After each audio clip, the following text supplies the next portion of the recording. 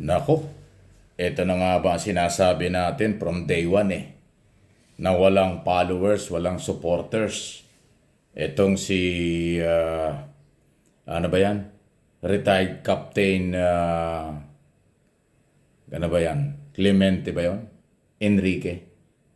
Yung pala ay Class 83 sa Philippine Military Academy. At ang kanyang kasama dyan, kamista dyan, ay si dating Chief of Staff, dating DILG Secretary, now National Security Advisor ni Pangulong Marcos, si Secretary Ed Anyo. Si Anyo ay dating Chief of Staff nga po yan at dating Secretary ng DILG ng panahon ni Duterte. Ngayon, National Security Advisor at sila po yung nasa National Security Council.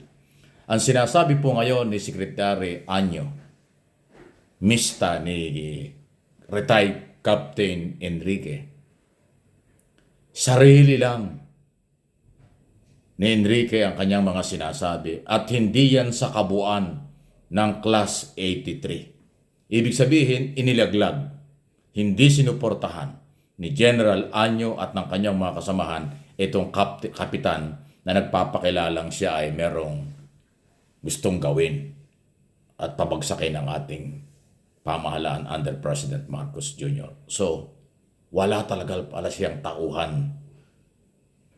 Ito rin ho yung naunang nagdeklara na mula ngayon, bagong taong ito, ang kanyang Pangulo na ay si Sara Duterte, hindi na si Pangulong Marcos. At ito rin ang nangunguna ng nanawagan at nagkakaroon ng destabilization na pwede ng kasuhan ng sedition.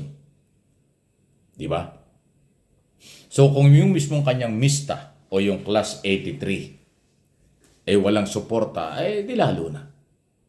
At ito ay maging aral o warning sa lahat ng PMA tinatawag Philippine Military Academy, especially ang mga retiradong kapitan, colonel, or general. At alam kong matitino ang marami dyan, iilan lang ang hindi. Marami sa kanila ay maginoo, kagalang-galang. Yung iba nasa gobyerno, yung iba nagretiro, at nasa pribadong sektor na mumuhay ng tahimik. Iyon ang maganda. Kasi pag retirado ka na, talagang wala ka ng control sa military. Civilian ka na Pero pag umasta ka na, akala mo ikaw pa rin ay may command. Ang umasta ka na, akala mo meron ka pa rin tauhan, ay talagang masusubo ka sa balag ng alanganin. Katulad nitong ginagawa ni Captain Enrique.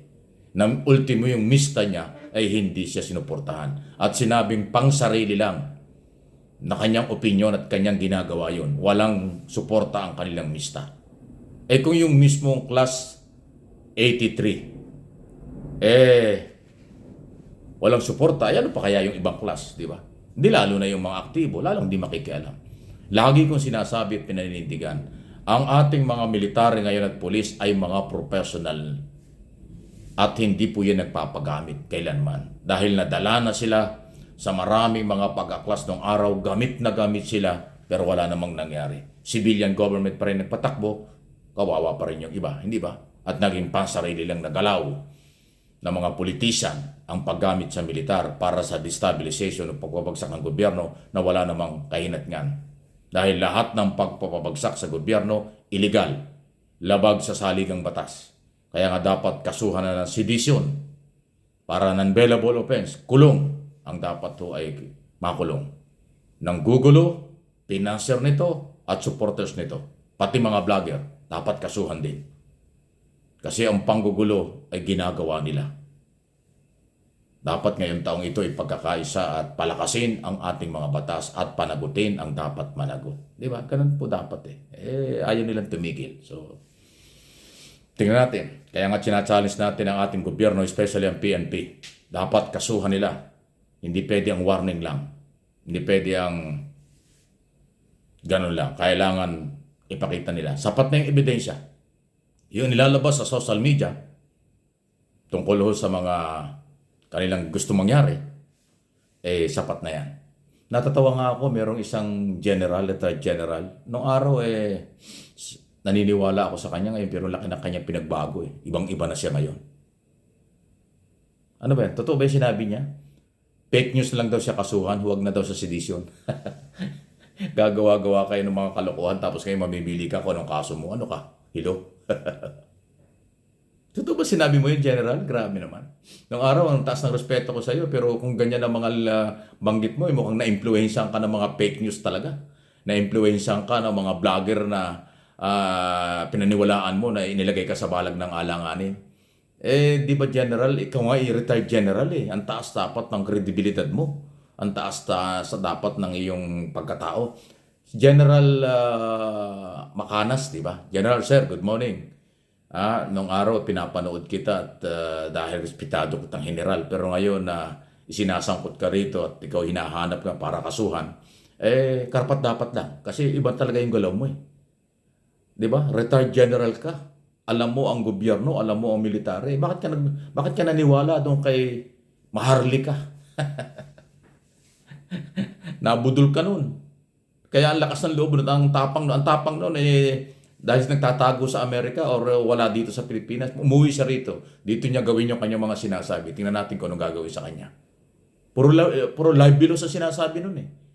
Kasi personal, di ba? Eh naniwala ka. Hindi ko alam kung bakit. Anyway, bahala ka. Eh ngayon, kakasuhan ka. Eh kung totoo yung sinasabing kung kakasuhan ka, dapat sa fake news lang daw. Huwag sedition. Eh ngayon, alam mo na sedition, napakabigat na kaso. Non-bailable offense yan. Makukulong kayo pag tinuluyan kayo. Nakatatawa na lang. Kaya dapat dahan-dahan lang po. Alamin nyo kung ano ang mga batas at kung ano ang pananagutan ng kahit sino. Hindi ho pwedeng after views lang, dumami lang inyong viewers, dumami lang inyong supporters, kahit na wala sa lugar. Eh, ang kredibilidad mahalaga. Pag may kredibilidad ang isang tao, ang viewers, followers, nandyan, hindi yan mawawala. Kung may aalis na pa isa-isa, dalawa, mas marami ang babalik. Mas marami ang pupunta. Eh ngayon, di ba? Nakita nyo, ganyan na talaga. Huwag kayong paggamit kasi naman meron tayong legitimate government. May lehitimo tayong gobyerno. Nagkaroon tayo ng eleksyon noong Mayo ng 2022. Di ba? Inihalal natin mula presidente hanggang sa pinakamababang posisyon sa pamahalaan. May mandate, elected sila. Ba't ayaw nyo kilalanin? Total, may eleksyon sa 2025. Hindi, iboto nyo ang gusto nyo. May eleksyon sa 2028. Di ilagay natin ang gusto nyo. Ganun lang yan eh. Bakit ngayon nagmamadali kayo? Eh wala naman dahilan para magpalit ng gobyerno. Wala naman dahilan para palitan si Pangulong Marcos. Dahil ang ganda na nga ng ekonomiya natin eh. Di ba? Last third quarter, fourth quarter, ilay ko sinasabi, ang ganda ng forecast ng mga negosyante. Foreign and local business sector. Naniniwala na ngayong bagong taon, mas gaganda under President Marcos dahil magaganda yung policy. Independent foreign policy, pakikipagkaibigan, pakikitungo sa mga negosyante, pagpapatupad ng batas na naaayon sa ekonomiya at infrastruktura, food security, national at internal at internal security, ginagawa. Di ba? Yun ang kailangan natin. So, huwag kayong magmadali. Pag nagmadali kayo, baka sa kulungan kayo mapunta. Mas mahirap yun. Eh kayo ba tutulungan ng taong inyong pinagtatanggol? Tutulungan ba kayo ng taong inyong gustong paupuin sa wala sa lugar pagka kayo nakulong? Ewan ko lang.